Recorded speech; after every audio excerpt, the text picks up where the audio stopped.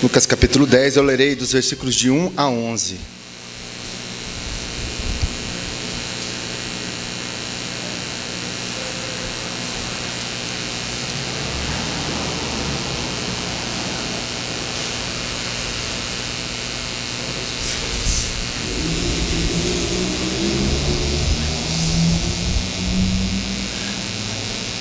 Vamos acompanhar a leitura? Assim diz a palavra do Senhor. Depois disso, o Senhor designou outros 70 e os enviou de 2 em 2 para que o precedessem em cada cidade, lugar onde ele estava para ir.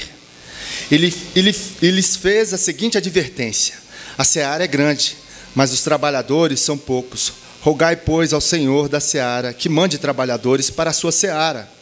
Ide, eis que eu vos envio como cordeiros para o meio de lobos.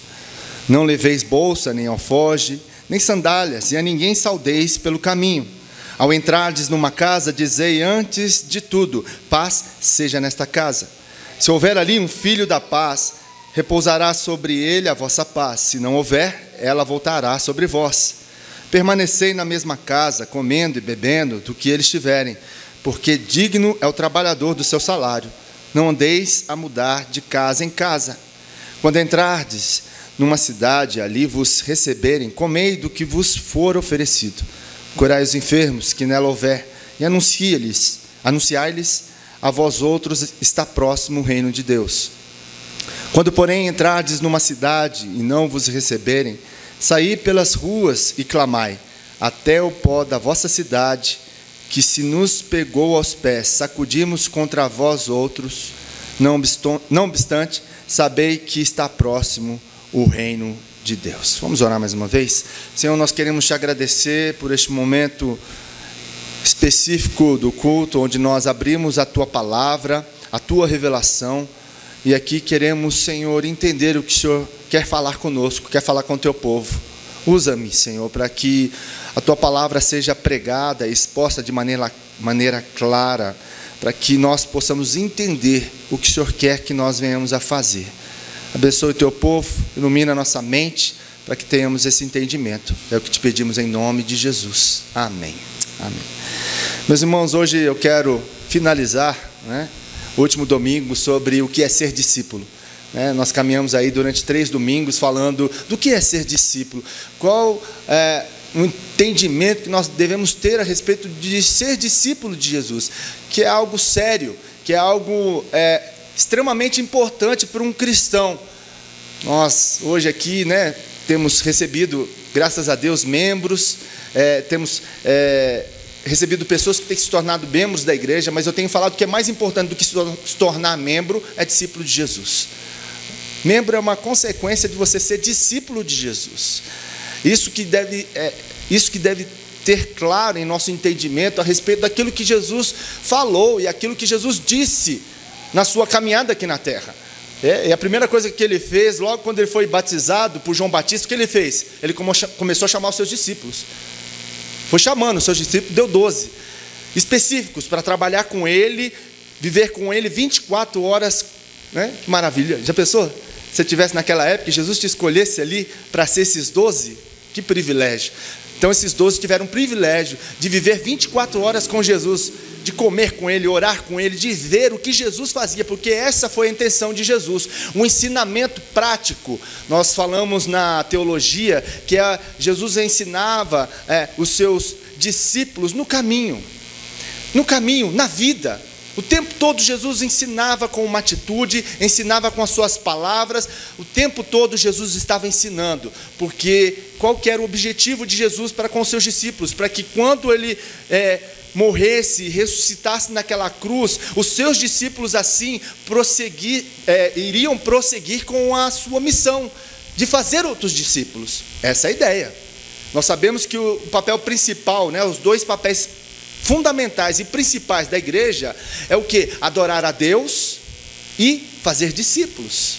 E nós temos essa obrigação, nós temos essa convocação de Jesus de sermos discípulos de Jesus. E Ele ensinou os seus discípulos a serem discípulos, a andar nas suas pegadas, a serem como Jesus foi. O interessante é que nós percebemos isso, de como que os discípulos se tornaram como mestre, quando Jesus nega. Você lembra quando Pedro nega Jesus? O que acontece ali naquele momento no pátio, onde Jesus estava sendo julgado, e as pessoas viram para ele: peraí, você é como um deles, você fala como um deles, você veste como um deles, como quem? Como Jesus. Então o discípulo de Jesus, ele vai se parecer como Jesus. Essa é a ideia, e é isso que Jesus passou. E Ele ensinou os seus discípulos a tirarem discípulos no meio da multidão, como nós vimos aqui. Jesus teve momento na multidão onde que Jesus ali ensina os seus discípulos, as pessoas que estavam ali, que precisavam ser pastoreadas, que precisavam ser cuidadas. Jesus se compadece das multidões. Nós aprendemos sobre isso, de como que Jesus ensina, de como Jesus fala para as multidões, de como Jesus se compadece em meio às multidões, em que Ele olhava e falava assim: são ovelhas sem pastores. E isso o tempo todo ensinando para os seus discípulos, para que eles vissem, para que eles ouvissem e praticassem. Não apenas guardassem no seu conhecimento, mas colocassem em prática tudo aquilo que Jesus ensinou. Tudo aquilo que Jesus ensinou. Nós vemos também Jesus recebendo alguns grupos de pessoas e ali discipulando. Grupos menores, onde Ele discipulava, onde Ele falava ali com os 12, com outros tantos, mas em grupos menores. Assim é o local onde a gente está muitas vezes, na nossa família, no nosso trabalho, na multidão. Então tem momentos onde que Jesus também, Ele falou tete a tete. Nós vimos isso domingo passado com o jovem rico, em que ele chama para uma conversa particular. E conversa particular com Jesus, já pensou? Como é que é? É dureza. Jesus não passa a mão na cabeça. Aquele jovem rico, ele teve uma palavra bem dura, mas amorosa de Jesus em relação àquele que quer segui-lo, aquele que quer ser verdadeiro discípulo de Jesus. Não é uma grife, não é um status ser discípulo de Jesus, não, pelo contrário, é sacrifício, é morrer. Jesus disse: se você quer ser meu discípulo, negue-se a si mesmo, tome a sua cruz e siga-me. É morte. Tem algum benefício nisso? Tem algum status? Tem algum glamour nisso? Mas saiba que a melhor coisa do mundo é ser discípulo de Jesus, é viver segundo aquilo que Jesus nos chamou para fazer, nos chamou para viver. E nós vemos aqui, nesse capítulo 10 de Lucas, a missão dos 70, de como Jesus aqui envia esses 70 de 2 a 2, a falar do teu amor, a expressar o seu amor, a viver segundo a sua vontade. Nós vemos aqui dos versículos de 1 a 4, princípios norteadores, princípios que norteiam a vida de um discípulo. Dos versículos de 5 a 16, nós vamos ver ações distintas. Depois eu vou, como lição de casa, você vai ler o capítulo 10 todinho, a partir do versículo 12, porque nós lemos até o 11 aqui, é onde nós vamos focar mais a nossa exposição da palavra aqui. E dos versículos de 17 a 24, nós vemos o impacto e o resultado do que é seguir a Jesus, do que é ser verdadeiramente discípulo do Senhor. E aí, meus irmãos, nos versículos de 1 a 4, nós vemos então esses princípios norteadores. Jesus vai falar com esses homens, com esses discípulos, sobre a abrangência. Jesus designou 70 e enviou de 2 a 2 para que o precedessem em cada cidade e lugar aonde ele estava para ir. A abrangência. Jesus abrange a missão desses discípulos. A missão que eles tinham era grande. Era algo que eles deveriam, em todo o caminho, falar do seu amor, pregar o seu amor, pregar a sua palavra, não somente viver como modelo, mas pregar o evangelho. Nós vemos também a consciência que Jesus dá a esses discípulos dele. Jesus adverte: olha, a seara é grande, mas os trabalhadores são poucos. É pouca gente que vai trabalhar na obra do Senhor, é pouca gente que vai viver de fato, ser de fato o verdadeiro discípulo de Cristo. São poucos. Jesus alerta a consciência desses, em que a seara é grande, mas poucos são os trabalhadores.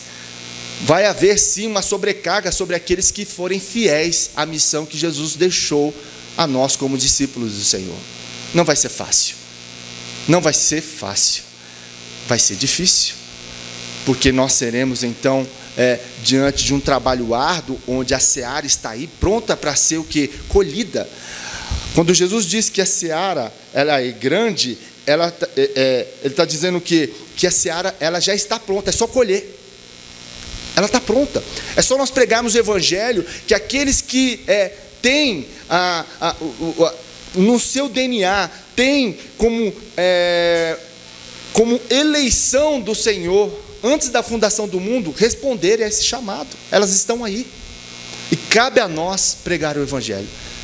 Cabe a nós pregar as boas novas a esses que estão perdidos. Nós vemos aí uma mutualidade no serviço cristão.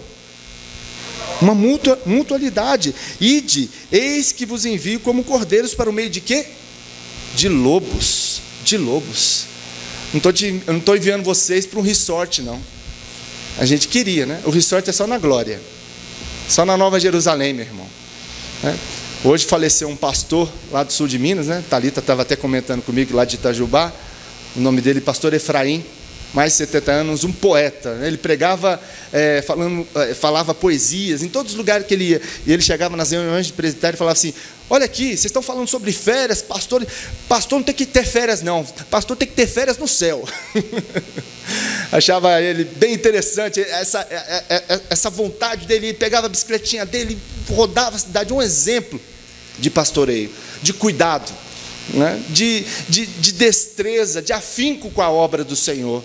Agora ele está descansando, né? Na Nova Jerusalém, está falando na poesia com Davi, com os filhos de Coré, está lá nesse momento, um homem de Deus, um homem humilde, um homem simples na presença do Senhor. Eu chamava ele de Efraim João Batista. Um homem muito simples, que me ensinou muito no tempo da adolescência lá em Itajubá.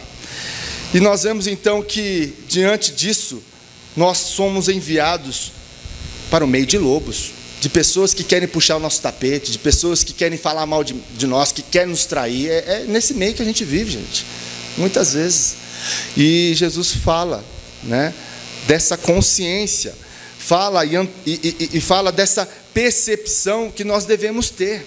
Percepção, dependência do Senhor em tudo aquilo que nós fomos fazer, porque nós estamos no meio de lobos. Mas Jesus disse: ide.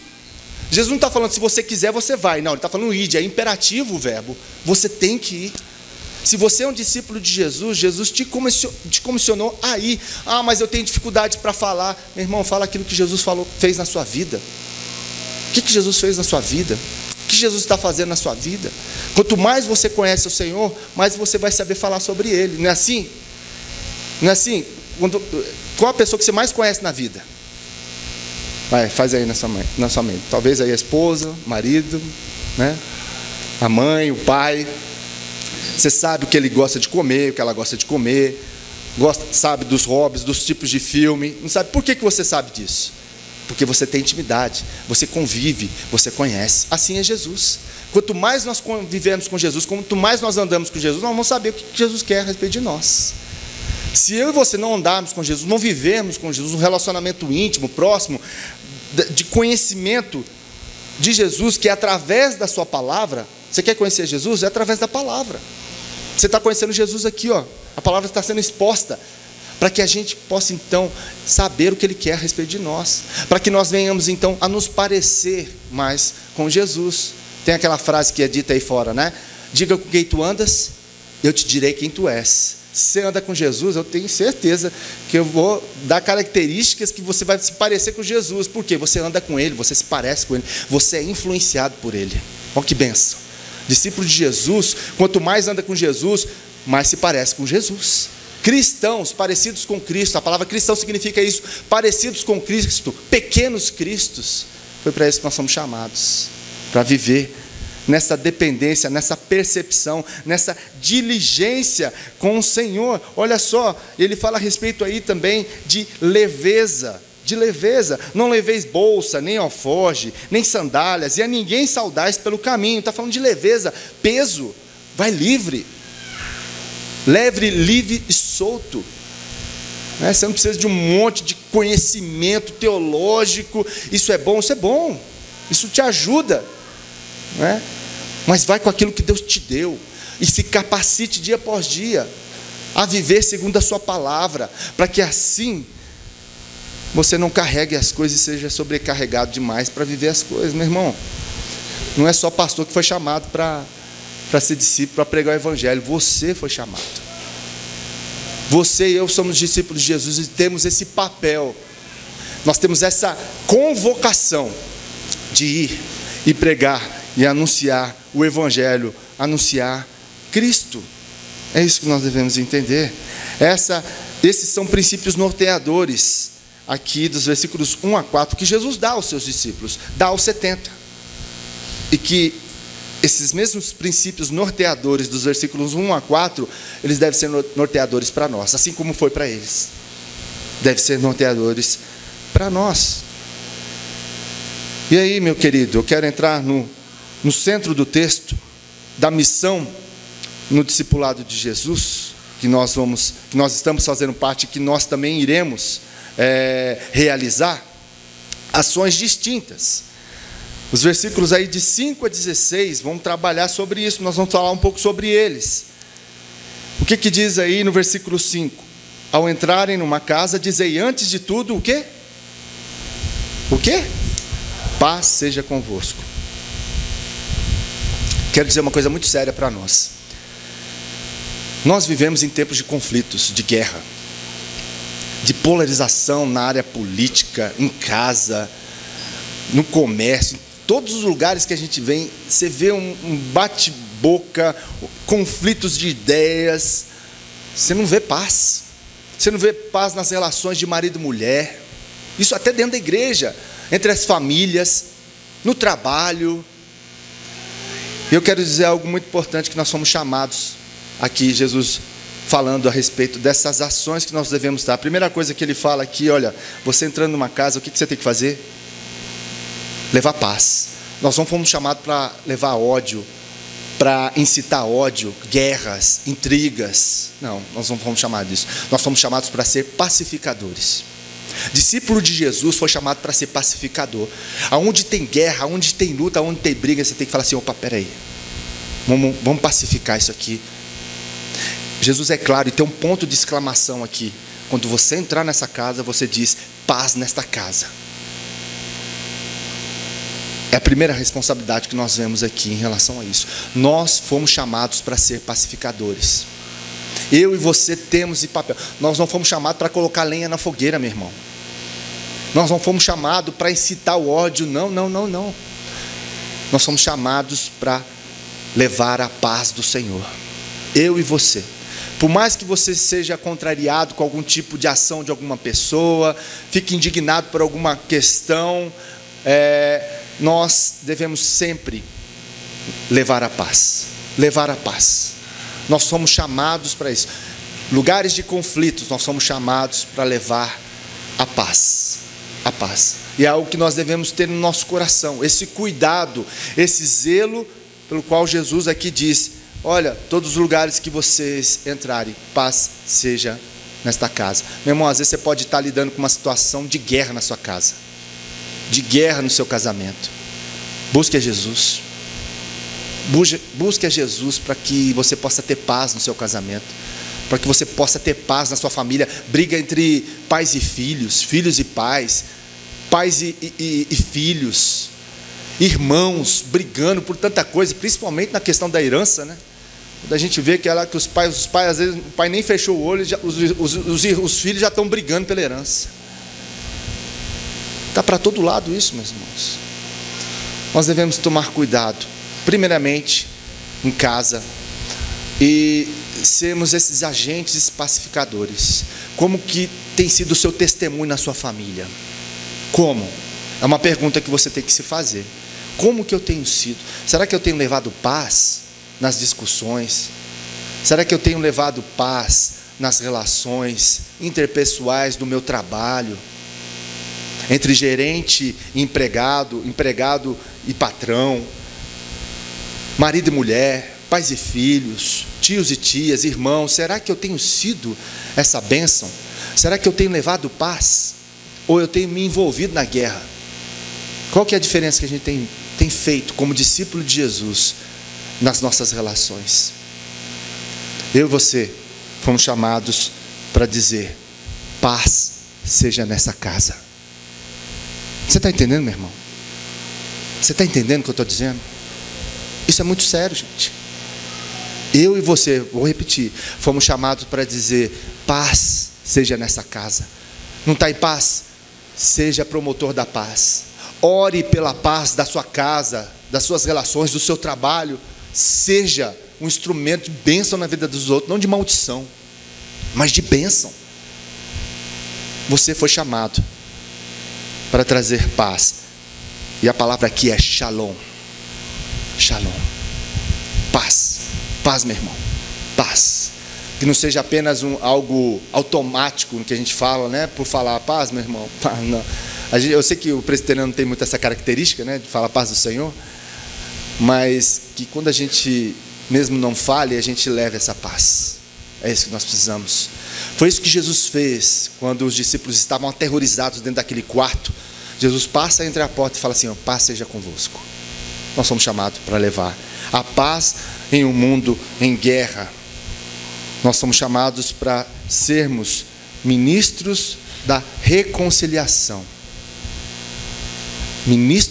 Nós não fomos chamados para ser ministros de divisão, mas ministros da reconciliação. E eu quero que você abra a sua Bíblia lá em 2 Coríntios capítulo 5.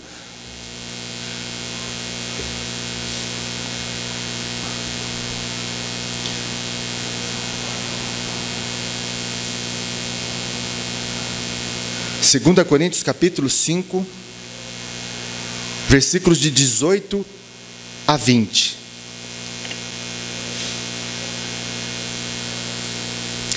Diz assim: ora, tudo provém de Deus, que nos reconciliou consigo mesmo por meio de Cristo, e nos deu o que, meus irmãos?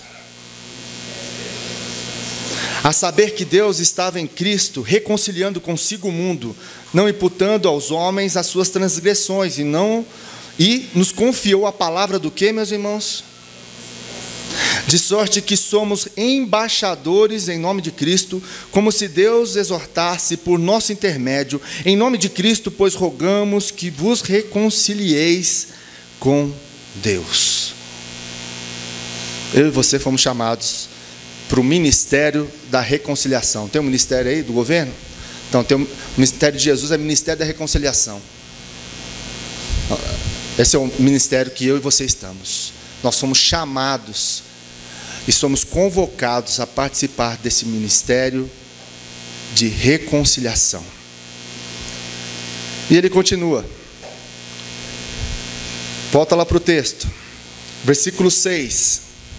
Se houver ali um filho da paz, repousará sobre ele a vossa paz. Se não houver, ela voltará sobre vós. O que Jesus está falando? Não, tem gente que não vai querer só paz, não. Tem gente que vai querer ir para a guerra mesmo. Vai querer quebrar o pau. O que você vai fazer? Retorna, que a paz volta com você. Você cumpriu o seu papel. Você não foi omisso. Você não foi omisso. Você, como representante do Ministério da Reconciliação, chamado por Deus, você foi lá levar a reconciliação. Não quer? Você levou a paz. Não quer? O que é a paz? O que acontece que Jesus está falando? A paz volta com você, meu irmão. A paz volta com você. É isso que nós devemos entender. Há um texto na palavra de Deus que fala assim: ó, façam todo o possível para viver em paz com todos. Nunca procurem vingar-se, mas deixem com Deus a ira. Não se deixem vencer pelo mal, mas vence o mal com o bem. O que o apóstolo Paulo está falando aqui em Romanos? Façam tudo o possível para viver em paz. Você já fez tudo que é possível para viver em paz? Tudo mesmo? É isso que nós devemos fazer. Faça o possível para viver em paz. Não se vingue. Não se vingue do outro. Eu vou me vingar de fulano. A gente tem esse sentimento no nosso coração caído, pecaminoso, que quando uma pessoa faz mal para nós, a gente quer fazer o quê? Revidar. A gente fala, né, que a vingança é um prato que come o quê? Um dia ela chega. Por que ela come frio? Pode demorar, ela vai estar quente ali, mas um dia eu vou vingar você. Né? Talvez não seja amanhã, depois da manhã, mas daqui uns 10 anos eu vingo. A oportunidade não vai faltar, eu vou fazer a oportunidade. Tem gente que fica traçando para vingar, para derrubar o outro que te derrubou, porque te traiu. Meu irmão, não procure vingar-se, mas deixe com Deus a ira, porque Deus é o vingador. É Deus que vai se vingar, não é você não, meu irmão. Se a pessoa agiu mal com você, foi lá, né, não pediu perdão, tudo, mas você perdoou. Você não tem que vingar, não. Você tem que pedir perdão, liberar a pessoa me fez mal. Eu não vou perdoar a pessoa porque ela me fez mal, meu irmão. Minha irmã, não carrega a pessoa contigo, não. Que quando você não perdoa uma pessoa, você vive com ela, você sabia disso? Você come com ela, você dorme com ela, porque sempre que você vai lembrar, nossa, você vai lembrar às vezes de um restaurante que você comia com aquela pessoa que nossa, fulano de tal, aí eu leio, você lembra, nossa, aí vem aquela raiva de novo pelo aquilo que ele fez. Por que vem? Porque você não perdoou. Perdoa. Aqueles que te traíram, aqueles que te fizeram mal, entrega na mão de Jesus. Não se vingue, né, dessas pessoas. É isso que nós devemos entender. É isso que nós devemos praticar. Não se deixem vencer pelo mal, mas vençam o quê? O mal com o bem. Vence o mal com o bem. Nós fomos chamados para ser discípulos de Jesus. O que Jesus disse? Se alguém bater na sua face, dê a outra. Não, isso aí é só Jesus que faz. Não, ele está falando para a gente fazer. Não tá... Jesus tomou vários tapas de vários lugares, de vários jeitos. Jesus foi como para a cruz? Como um leão? Como é que ele foi? Como um cordeiro. Não falou nada, não abriu a boca. Foi quieto. Deu a cara a tapa, as várias caras e mais alguma coisa. Não temos que ser discípulo de Jesus, não tem que aprender com Jesus. Eu não me rebaixo, pastor. Eu não me rebaixo. O quê? Não vai pisar em cima de mim, não. Isso é linguagem de ímpio. Isso é fala de ímpio. Quem é seu Deus? Quem é aquele que julga a sua causa? Quem é aquele que é o seu advogado? Quem? É um Zé qualquer? Não, é Jesus, meu irmão. É Jesus. Ele é o nosso advogado. Leve as suas causas a Ele. Você acha que Jesus perde alguma causa? Sim ou não? Vamos falar que nem Igreja Universal, né? Sim ou não? Perde, meu irmão. Perde não. Tranquilo, leve a Ele. Descanse nele. Confie nele. Você quer resolver no seu braço? Só vai dar problema. Só confusão, só guerra, só ódio, só briga. É isso que vai dar. É isso que vai dar. Discípulo de Jesus, meu irmão. Deixa na mão de Jesus essas coisas. Leva a paz. Não quer a paz? Pega ela de volta. É esse que Jesus vai vir. Você fez o seu papel. Você cumpriu. Você foi lá, você fez? Fiz. Ele não quis aceitar. Mas você fez o seu papel. Você foi pedir perdão. Você perdoou. Você não cobrou. Você entregou na mão de Jesus. Está aqui, Jesus. Eu fiz aquilo que o Senhor me pediu. Opa, paz, volta contigo. Você vai ter paz em dobro para dar para o próximo. Olha que benção. Coração feliz, alegre, na presença do Senhor. Quer andar mais leve do que isso? Você quer andar pesado? É só não perdoar. É só ficar gerando ira, ódio no coração pelo próximo. É isso. Jesus falou assim, amar o próximo como a ti mesmo. Ele falou assim, odeie o próximo como a ti mesmo. Não, amar, gente. E lá 1 Coríntios 12, vocês estão fazendo a lição de casa, né? 1 Coríntios 13. Pelo menos uma vez por mês vocês têm que ler 1 Coríntios 13. Não esqueçam dessa lição de casa. Porque lá fala o que é o amor, né? O que é o amor? 1 Coríntios 13. A gente tem que aprender a amar. E amar não é um sentimento, é uma escolha. Não é só um sentimento, é uma escolha. Eu tenho que amar. Como é que você... Porque Jesus fala que a gente deve amar os nossos inimigos. Se fosse sentimento, como é que você ama o seu inimigo com sentimento? Se ele quer o teu mal, quer puxar o teu tapete, não, é escolha. É uma decisão. Amar o meu inimigo. Um cara que faz mal, fala mal nas minhas costas, quer puxar o tapete. Não, eu amo esse caboclo. Eu entrego ele na mão de Jesus todo dia. Todo dia. Você está entendendo o que é ser discípulo de Jesus? O negócio é mais embaixo, né? O negócio é mais complicado. E ele continua no texto. Permanecei, versículo 7, permanecei na mesma casa, comendo e bebendo do que eles tiverem, porque digno é o trabalhador do seu salário. Não andeis a mudar de casa em casa. permanecei na mesma casa, comendo e bebendo do que eles tiverem. Olha que interessante. Ele está dizendo assim, ó, fique na mesma casa, não fique mudando de casa em casa. Comam e bebam o que eles vão dar, comam o que for posto diante de vocês. Jesus repete por 2 vezes. Fiquem na mesma casa, ele repete, e comam e bebam o que lhes derem. O que Jesus está querendo dizer com isso? Ele frisa algo importante para nós prestarmos atenção. Jesus está falando do que então? Intimidade.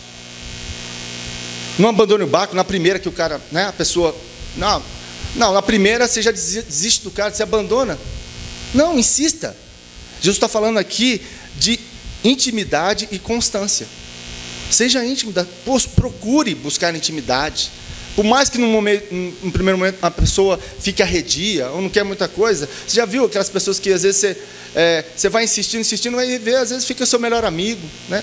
Você consegue arrebatar o coração daquela pessoa, você consegue criar vínculos em que a pessoa fica próxima de você. Por quê?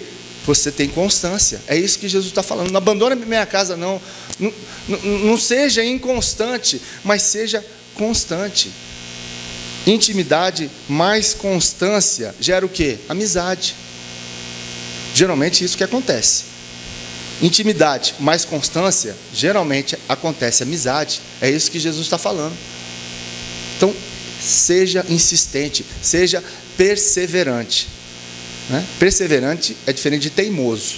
Né? Tem gente que fala, não, eu sou perseverante, pastor. E às vezes está fazendo uma coisa errada lá. Eu falei, não, estou perseverando. Não, você não está sendo perseverante, você está sendo teimoso. Porque o negócio está dando errado. Isso está claro, você já tentou 2, 3, o negócio não vai para frente. Você está sendo teimoso, não perseverante. Agora, em relação às pessoas, nós temos que perseverar. Nós temos que ir até... qual a milha que Jesus falou para a gente andar? Até a 4ª milha, né? Vai até um limite, ande, mas com aquelas pessoas que você acha que não vai dar certo. Então, humildade mais constância leva à amizade. Versículo seguinte: quando entrardes numa cidade e ali vos receberem, comei do que vos for oferecido a eles. Né? E aqui, o versículo 9, nós falamos agora, o 7 e o 8 falam sobre isso. Agora o versículo 9 diz: curai os enfermos que nela houver, e anunciai-lhes, a vós outros está próximo o reino de Deus. Curem os doentes que ali houver. Curem os doentes. Então tem algum doente, no lugar que você for, cure eles. Jesus está falando dos 2 tipos de cura aqui. Cura tanto física quanto emocional. Tanto física como emocional. Deus pode curar qualquer enfermo? Ele tem poder para isso? Nós queremos que sim. Né? Nós temos que Deus pode curar qualquer pessoa. Nós vamos orar, e se a pessoa curar, foi Deus que curou, não foi a gente que curou, foi Deus. Deus tem poder para isso. Mas o mais importante nós sabemos é que a cura também ela é interior, e nós somos chamados para que venhamos a ser geradores de cura interior. Discípulos de Jesus saudáveis na fé, amadurecidos na fé, são aqueles que levam cura para o Senhor. E como que é essa cura? A cura é o bom conselho, é o ombro amigo, é o sorriso, é aquele momento onde você vê que a pessoa está passando por dificuldades, assim, você fala, meu Deus, eu preciso ajudar essa pessoa, preciso ser um apoio para essa pessoa. E ali você gasta tempo com ela, você gasta WhatsApp, você leva mensagem para ela. O que você está fazendo com essa pessoa? Ela tem uma ferida, né, na alma, e você está ajudando ela a ser curada. Você está sendo bênção, instrumento na vida dela, para que ela seja curada. Seja esse promotor de cura na vida das pessoas. Tem um monte de gente onde você trabalha que está tudo enferma na alma. A maioria, até crente, viu, gente? Até crente. Você fala, mas pastor, também eu preciso de cura. Então, você está no lugar certo aí. Ó. Deus está te abençoando, Deus está curando a sua alma. Você tem irmãos aqui que também podem te ajudar nesse processo. Né? Nós estamos aqui, né, com a bênção de Deus e somos abençoados por Deus. E a sua palavra nos cura. nos liberta. Mas você tem lugares onde que as pessoas não têm acesso à palavra. Você é a palavra. Você é o mensageiro da palavra. Você é o promotor daquele que cura. E você tem a resposta para essas pessoas. A resposta de que ela sabe para onde que eu vou, o que eu faço. Eu estou perdido na vida. Espera aí, meu irmão. Você está perdido? Vou te dar a bússola aqui. A bússola é Jesus. Mas como é que é esse negócio? Ele fez isso com a minha vida. Jesus é maravilhoso. O que Jesus fez na sua vida? Fale para as pessoas. Fale quem Jesus é. Essa paz que inunda seu coração, essa alegria. Meu irmão, eu tenho dificuldade de falar. Pastor, meu irmão, o que Deus falou para Pedro? Olha, abre a sua boca que eu encherei. Não foi isso? Abra a boca. Às vezes você vai falar que não está falando coisa com coisa, mas Jesus está te usando, porque você tem um coração pronto a abençoar. A abençoar aqueles que estão ao seu redor. A levar cura para essas pessoas que estão doentes, que estão ansiosas, depressivas. Tem um monte de gente assim do seu lado, gente. Só se olhar, só se abrir o olho. Só que a gente é muito egoísta, né? A gente só olha para a gente. Nós vivemos numa geração onde essa geração só tem olhos para ela. Só tem olhos para o umbigo. E nós somos muito influenciados com isso. Nós já somos egoístas por natureza, viu, gente? Já está no nosso DNA. Aí você, né, imerge ainda nessa cultura e pronto. Por isso que a gente tem que emergir na palavra do Senhor. Por isso que a gente tem que caminhar com Jesus, para a gente aprender com Jesus, ser manso, humilde com Ele. Não ser egoísta, não ser orgulhoso, não ser prepotente. Mas como nós vimos aqui, né, os diáconos, servir, ter esse desejo de servir. Que é melhor servir do que ser servido. Jesus veio para servir, não para ser servido. O Rei dos reis, Senhor dos senhores, nos ensinou essa lição. Eu sempre falo aqui, bato, qual que foi a última lição de Jesus para os seus discípulos? Qual que foi? Você se lembra? Eu sempre falo aqui dessa lição. Ele pegou o quê? O paninho e o balde, botou o paninho aqui no ombro e o baldinho, foi lavar a pé de quem? Discípulo. Foi isso que ele fez, o mestre, o Rei dos reis. Ele sentou e lavou.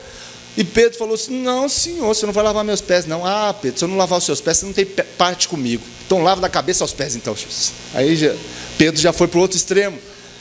Jesus está fazendo um papel ali que quem fazia eram os escravos, que lavavam os pés daqueles que andavam nas ruas empoeiradas da Palestina, de Israel.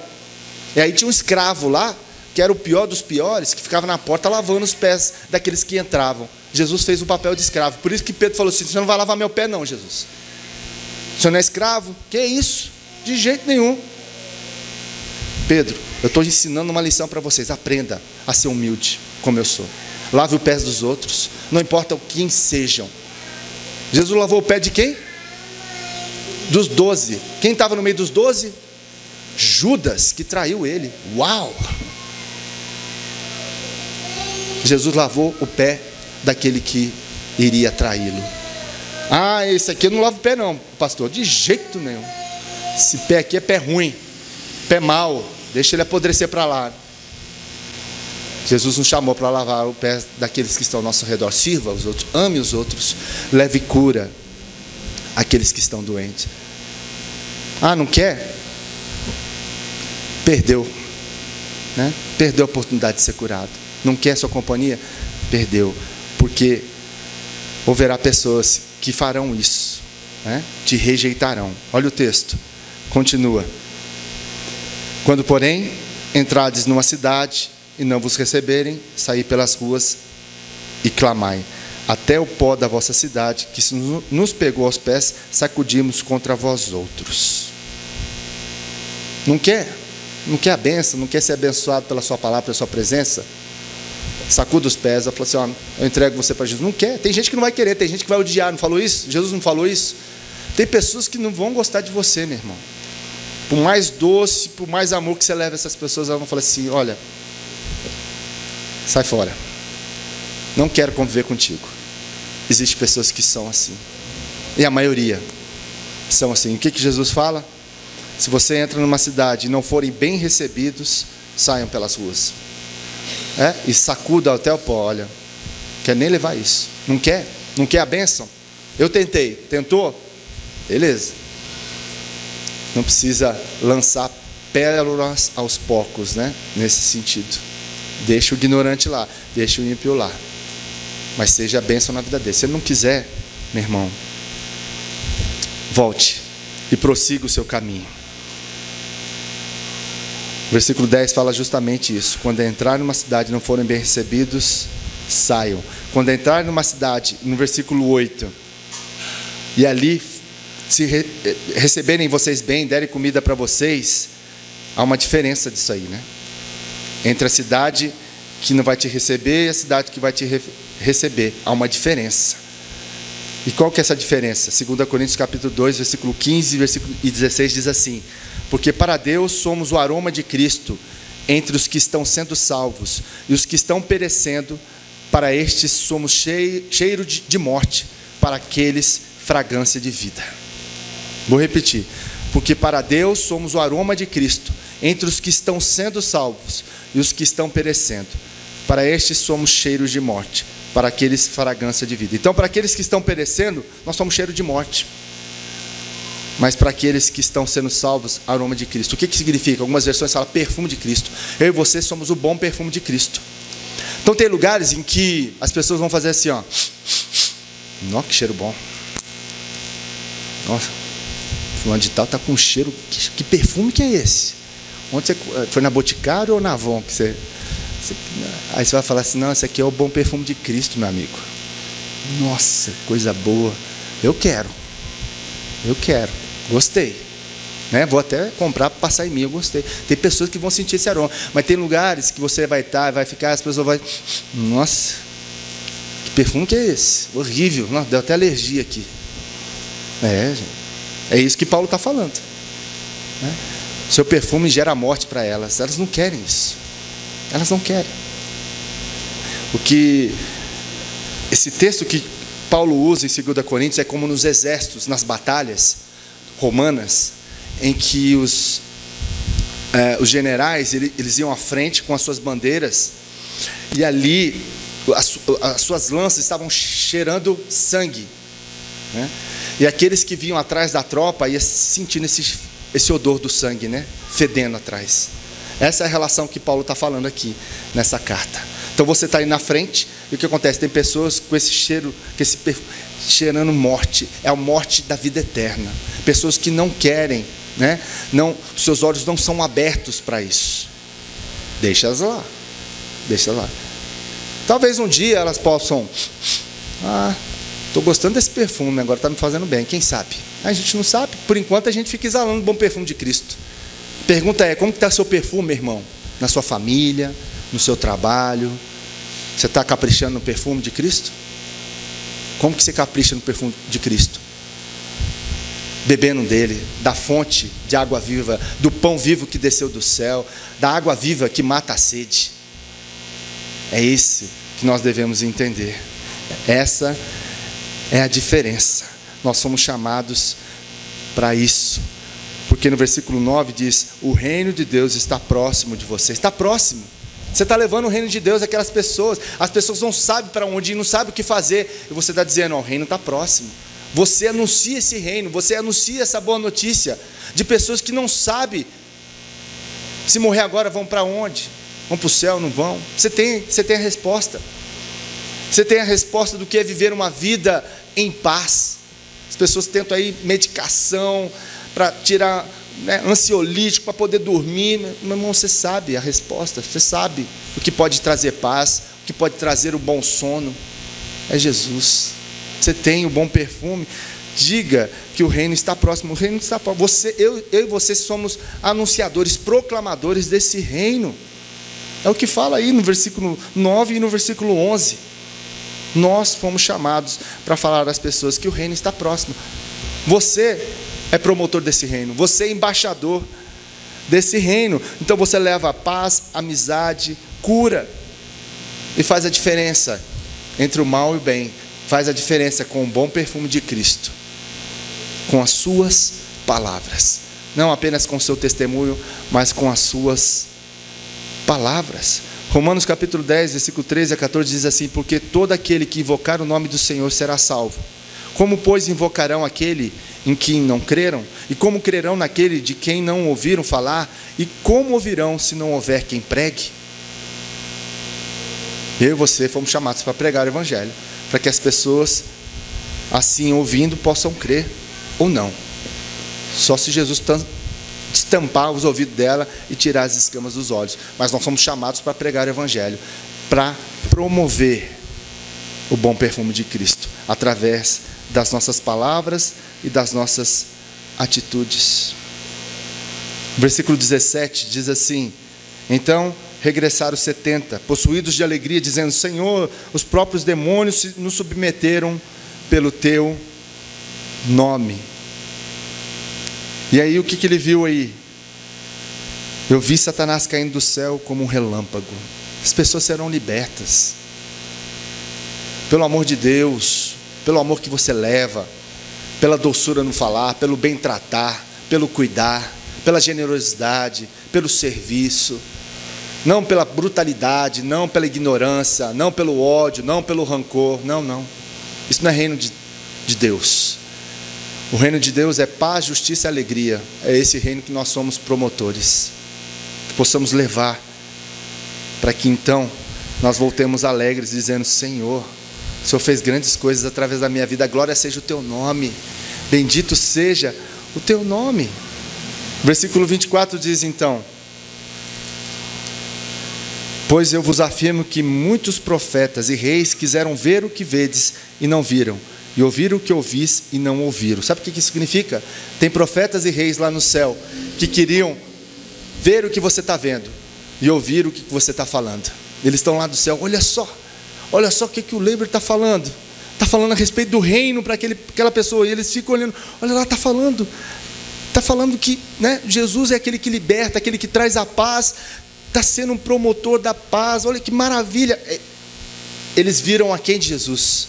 Eu e você vimos além de Jesus. Por isso que eles estão olhando do céu, vendo o que eu e você estamos fazendo, o que eu e você estamos falando, a oportunidade que nós temos de falar do amor de Jesus, do seu sacrifício naquela cruz, da morte e ressurreição, da vida eterna, da boa notícia. Eu e você fomos chamados para isso. E o que eu e você temos falado? Como nós temos exalado o nosso perfume? Será que nós temos perfume de Cristo aí suficiente para exalar? Ou já está aquele perfume ultrapassado, lá da sua conversão, né? Você encharcou na conversão, encharcou o perfume, saiu exalando, pregando evangelho, falando, mas agora o perfume já acabou na sua pele, e você não é mais aquele que coloca o perfume e espalha esse perfume aonde você vai, aonde você vive. Que eu e você possamos, diante desse momento, né, prestar atenção nas nossas vidas e falar: como eu tenho sido, como eu tenho pregado. Meus irmãos, se metade da gente aqui, metade das pessoas que estiverem aqui, que quiserem viver realmente a missão de um discípulo, em poucos anos Itabirito muda. Você acredita nisso? Se você viver, eu e você vivemos essa missão que foi dada aos discípulos de Jesus, do jeitinho que está aqui, em poucos anos Itabirito muda, pelo testemunho, pelo impacto da nossa vida por meio de Jesus, a vida dos outros. Creia nisso, meu irmão. Creia nisso. E se disponha a viver uma vida realmente de discípulo de Jesus. Que Deus nos abençoe. Vamos orar? Vamos ficar em pé?